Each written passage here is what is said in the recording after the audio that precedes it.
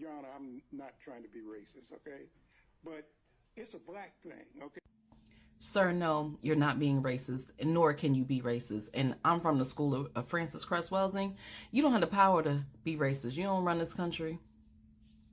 You don't have that ability. You can be prejudiced, but not racist. Anywho, who are y'all? Who's from the South? Listen, so I'll tell you, I'm from Connecticut. My daddy's from the South. My daddy's from Atlanta. Southern is old school, Jim Crow, segregation, South. They were raised differently. Now, mind you, I'm Gen X, right? Millennials are different. Gen Zs are different. Some of this stuff may seem over the top. But if you look at things in the context of the times that people were raised in, it makes sense, which is what I have to do all the time. When I look at my clients, I'm not judging them and saying, oh, that's stupid, I would never do that. But I'm looking at who are they? What's their experience? How were they raised? Who raised them? And okay, based on these things, this is why they are the way that they are. Now, how do we shift this and change this because they want to be different? I was raised also to keep cash. I mean, I'm not keeping 6 months cash. That's ridiculous. Now, and I'm not telling anybody. You know, when she said that, I was like, oh my God, Fani, don't tell people that you keep cash in your house. You don't want people coming after you. But I guess because she has, people watching over her, bodyguards and all of that, she felt it was okay to say, but you don't tell people you keep cash in your house. But come on now, if you don't keep cash in your house, you know some black person who does. We didn't even trust banks. You had people that kept cash underneath their mattress. We couldn't trust the banks. We couldn't trust anybody because they would take our money and never give it back. We would never see it again. The only people we trusted with our money was us. Like, why is this hard to believe? I mean, just because it's 2024, y'all think stuff don't still happen? You don't think that people are still living that experience, these things, that injustices were done, that they've seen it? My father is from Atlanta. He grew up in Atlanta in Jim Crow, segregated South. I done heard some stories. You don't trust the banks? You don't trust white people? You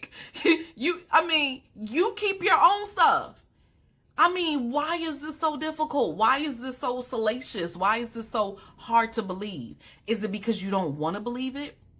Is it because you can't believe that people actually had to live like this because of laws from this country? What is that? I thought he did an amazing job. I think he did what he was supposed to do. He stood up for his daughter, but he also was just an amazing, intelligent, beautiful black man with common sense who's like, look, this is how it is. I don't need you to accept it. I don't need you to like it, but this is how it is. This is my story. This is my reality. And so I need you to understand this and not judge me or judge my daughter based on that, because it doesn't make sense to you. Your reality is not the only reality. This whole case is so ridiculous.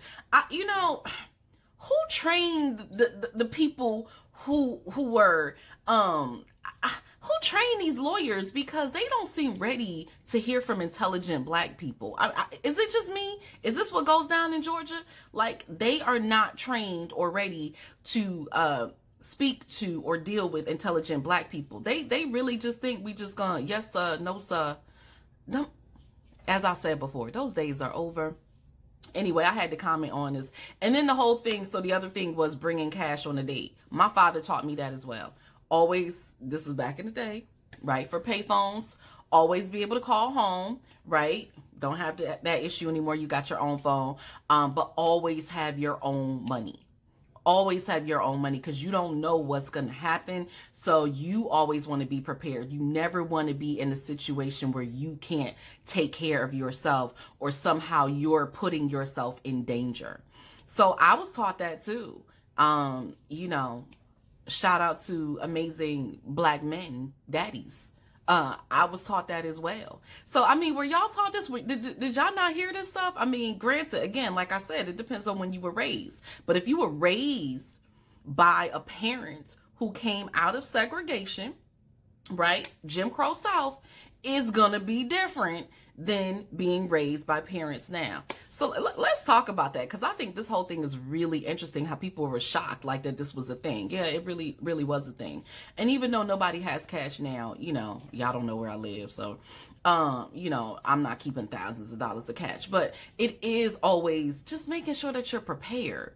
You know what I mean? That's really what it's about. Making sure that you're taking care of yourself. You're putting yourself in the best situation to be safe. That's really what it comes down to. It's nothing salacious about it. So how can you be safe? How can you be prepared? How can you take care of yourself? Because you can't trust the cops to do it. You can't trust this government to do it. That's just the reality. So, this case is wild, y'all. Anyway, I want to hear from y'all. What do y'all think? Were you taught this as well? Were you not taught this? Was this news to you? Let's talk about it. Talk to y'all soon. Peace.